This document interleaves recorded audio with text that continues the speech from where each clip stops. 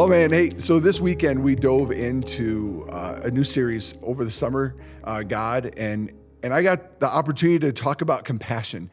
And that is just one of those things that has grown in me. It's been one of those things that I got to be honest, I'm not always the best at. And now, as I mentioned, as a dad of 4 girls, I felt like I was kind of thrust into that position, into that moment of just trying to understand the best way to engage everything going on around me. And it's beautiful to understand something in a better way. And there was a verse that I read as we dove into this series and we started. It comes out of Lamentations and chapter 3, verses 22 and 23. And it reads, because of the Lord's great love, we are not consumed, for his compassions never fail. They are new every morning. Great is your faithfulness. I say to myself, the Lord is my portion, therefore I will wait on him. And that was 24 as well. And I thought about a number of things as we just kind of wrapped up our time together and then thinking about being able to share something with you. One of those things that just kind of captivates my thoughts is I want it to be something that grows in you. I grew up in a pastor's home, and I'm so thankful for my mom and dad. They literally are 2 individuals that showed compassion, not just to me and my sister, but to people that they came in contact with all the time. It's crazy thinking back, those moments that made me just kind of go, you did what? Or, man, the way that you cared for them just kind of etched and burned in my mind. And those are great pictures to take away from a childhood, walking into being who I am today. They modeled it so amazingly well.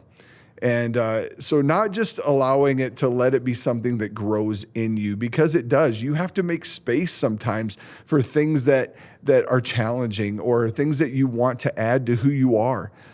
And it's pretty crazy to think about that, because so many times we think that, hey, everything I have in my life is full. And I really don't want to add something else, but I believe compassion is one of those things that we have to be willing to add to what's going on inside of us. Coming to a place of saying, I'm going to make room for compassion, because it literally is one of those things that allows us to show people Jesus in a powerful way. And the second thing is it can't just be reactionary. Compassion just can't just be reactionary. I think there's a beauty in being proactive with compassion. And I referred to a couple things like, hey, maybe it's not just being satisfied with, hey, how are you? But literally being willing to dive in and ask that next question, or to be willing to wait in the silence, or to just be present in people's lives. There is an unwillingness, I think, so many times in our life right now and in our world right now to embrace the uncomfortable. And compassion can definitely take us that, because we obviously haven't experienced everything anybody's experienced in their lives, or we've just heard about something, but God invites us to just be present. And sometimes that is the most powerful thing that takes place in life, is just being present with someone. And it's so cool to have those moments. I thought about this in the idea of growth. Listen, there are a lot of examples of what the Grinch Who Stole Christmas looked like, right? There's the Jim Carrey version, there's the cartoon version, there's the new cartoon version. And I'm sure within a couple of years, there's going to be another set of how the Grinch stole Christmas, or whatever that looks like. But one of my favorite parts in that whole movie is when he stands and has the sleigh lifted above his head, and his heart literally is thumping and out of his chest. And it's explaining that his heart went from literally nothing to growing as big as it did. And that's my hope for you.